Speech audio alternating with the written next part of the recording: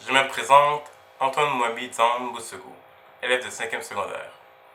Aujourd'hui, dans le cadre de mon projet personnel, je vais vous faire la présentation de cette vidéo qui abordera le sujet de la médecine. Plus précisément, le but de cette vidéo est de vous démontrer à quel point les instruments de médecine ont évolué au fil du temps, et cela grâce à des images et grâce à mes explications. Cette vidéo sera répartie en 5 parties, dépendamment de l'ordre dans lequel les instruments se trouvaient, soit l'ordre chronologique. Nous débutons donc avec la période préhistorique, l'Antiquité, le Moyen-Âge, les temps modernes et la période contemporaine. Commençons dès maintenant avec la préhistoire.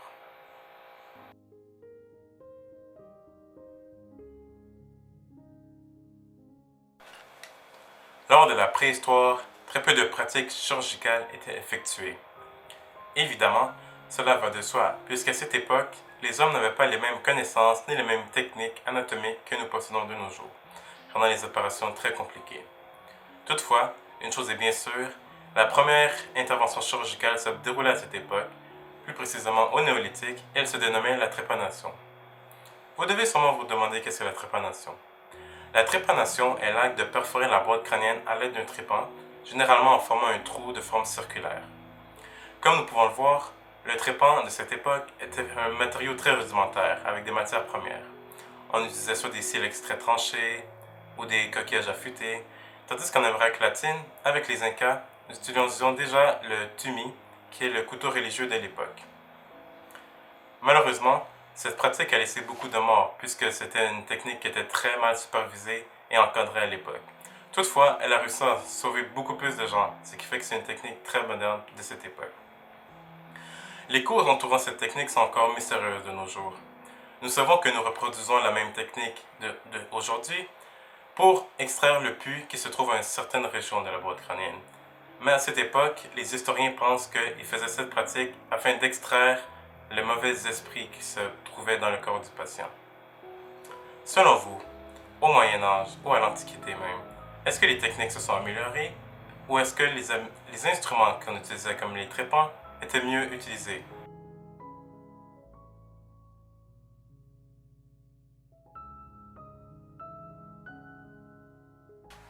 Lorsqu'on pense Antiquité, on pense souvent aux grands penseurs de cette époque. Effectivement, lors de cette époque, plusieurs personnages importants vont grandement aider la médecine à évoluer et à s'améliorer. Tout d'abord, il y aura en Égypte antique. En Égypte antique, l'apparition de papyrus va grandement aider la médecine. Effectivement, plusieurs papyrus sur la médecine seront rédigés à cette époque. Deux des papyrus les plus importants sont le papyrus d'Ebers et le papyrus de Smith. Le papyrus d'Ebers, lui, va traiter des plaies et décrire comment les soigner, tandis que le papyrus d'Edwin Smith, lui, va aborder plutôt un aspect plus neurologique. Au niveau de la Grèce antique, un philosophe très important va s'illustrer. Non, ce n'est pas Aristote, ni Platon, ni Socrate, mais bien Hippocrate. Hippocrate est l'un des premiers philosophes à penser que les maladies viennent de causes naturelles, donc aborder un aspect thérapeutique, au lieu de penser qu'elles viennent de causes surnaturelles telles que la magie ou autre, ce qui va grandement aider la médecine à ne pas stagner. De plus, des instruments servant à retirer les flèches seront inventés, qui seront souvent des simples pinces en métal afin de retirer les flèches. Aussi, au niveau de la Rome antique, une apparition bien importante va être née, c'est la création du forcet et de la césarienne. Effectivement, à cette époque, il n'était pas rare de voir une femme mourir en essayant de donner naissance à son enfant. Alors, les chercheurs ont tenté de trouver une façon de retirer l'enfant avant que la mère meure, et cela en faisant une incision, soit une césarienne, à l'aide d'un forcet pour retirer l'enfant. Il faut noter que les forceps de cette époque étaient très rudimentaires, c'étaient de simples pinces en métal et ils n'étaient pas d'une très grande efficacité. Toutefois, cette invention, qui est d'ailleurs reprise de nos jours, a vraiment évolué de nos jours et elle permet de sauver la vie de plusieurs jeunes enfants. Selon vous, lors de l'Antiquité, est-ce que les améliorations se sont vraiment améliorées grâce à la préhistoire? Ou est-ce que même les informations vont encore mieux s'améliorer au niveau du Moyen Âge? Ou est-ce qu'elles vont s'empirer? C'est ce que vous allez savoir dès maintenant.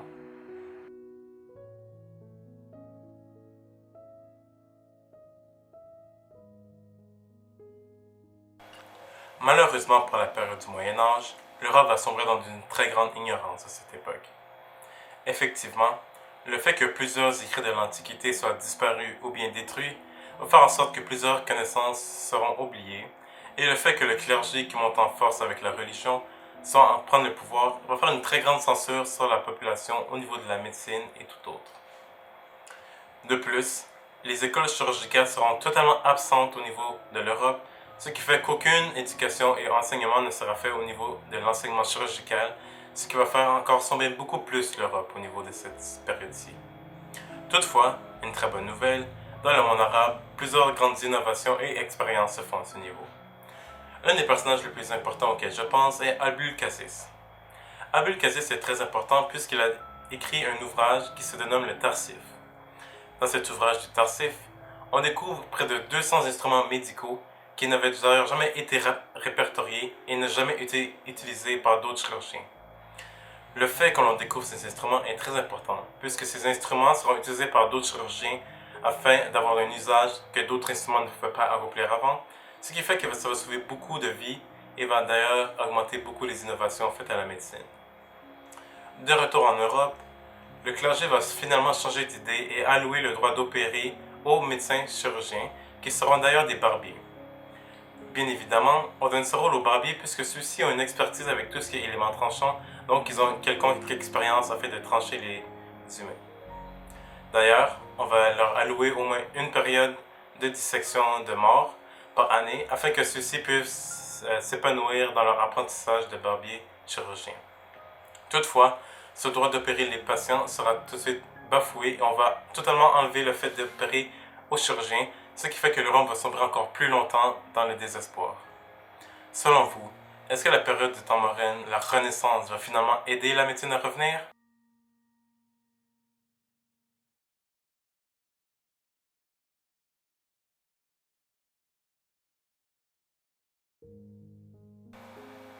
La médecine va vraiment reprendre un bon coup après les temps modernes. Effectivement, après les temps obscurs qui se sont déroulés lors du Moyen Âge, la période de Renaissance ramènera la médecine s'épanouir non seulement au niveau de la médecine, mais aussi du monde entier. Plusieurs innovations et inventions seront faites lors de cette époque. L'une de ces inventions qui peut paraître banale est l'imprimerie. L'imprimerie, qui d'ailleurs n'affecte pas la médecine directement, sera d'ailleurs très importante puisqu'elle va permettre aux Européens et aux Arabes de s'échanger des textes et des compétences. Le fait que ceux-ci puissent s'échanger des textes et des compétences va les rendre sur un même pied d'égalité, ce qui fait que les deux pourront évoluer la médecine chacun de leur côté, ce qui sera très important pour la suite. De plus, l'apparition de plusieurs autres personnages importants va d'ailleurs affecter beaucoup la médecine. Un de ces personnages est très connu de nos jours, et il était aussi d'ailleurs dans cette époque. Il se dénomme Léonard de Vinci. Qu'est-ce que faisait Léonard de Vinci? Il disséquait les corps des hommes afin de découvrir qu'est-ce qui s'y passait dedans. Grâce à ces dissections, il a écrit des ouvrages qui ont d'ailleurs ramené beaucoup d'objets anatomiques et plusieurs connaissances qui étaient dès lors oubliées. De plus, un autre personnage très important de cette époque se dénomme Ambroise Paré, un barbier chirurgien.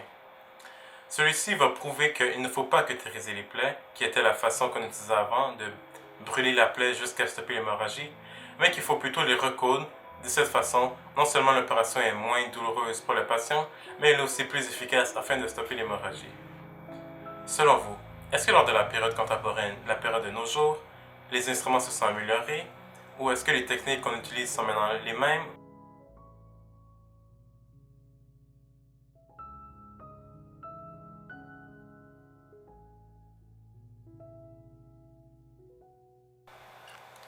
Nous arrivons finalement à notre époque, c'est-à-dire l'époque contemporaine. C'est d'ailleurs dans cette époque que le plus grand nombre d'innovations et d'innovations au sein des instruments se sont faites. Par exemple, les instruments sont même dorénavant en acier inoxydable, ce qui fait qu'ils sont beaucoup plus résistants qu'auparavant.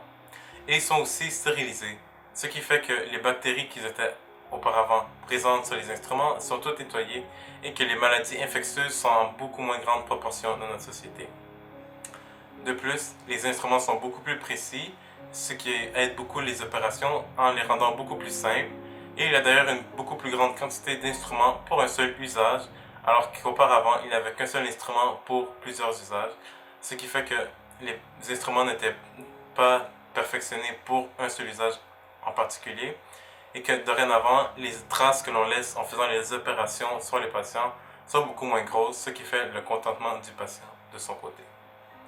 Et il y a aussi d'autres personnages importants qui ont fait des découvertes très importantes aussi. Je pense par exemple à Louis Pasteur qui a fait la découverte des germes et dont on doit la pasteurisation qui permet aussi d'améliorer les qualités de vie en éliminant les germes et les autres maladies infectieuses qui pourraient être transmises. Aussi, la découverte de l'anesthésie est très importante puisqu'avant, on faisait des opérations sans anesthésie, ce qui était vraiment très éprouvant pour les patients, puisque souvent les opérations étaient très douloureuses, alors que maintenant, l'anesthésie alitaire permet de les aider avec une grande facilité. Finalement, comme vous avez pu le constater, l'histoire de la médecine s'est grandement évoluée depuis la préhistoire. Que ce soit aux soins qu'on administre maintenant aux patients, qui sont beaucoup plus justifiés et beaucoup plus de qualité, et que ce soit au niveau des opérateurs qui sont plus compétents, ou bien même au niveau des instruments qui sont d'ailleurs beaucoup plus perfectionnés et modifiés comparé à auparavant. Selon vous, est-ce que la médecine va continuer à évoluer de cette croissance? Est-ce qu'elle va rester la même jusqu'à la fin? Ou est-ce qu'au contraire, elle va décroître?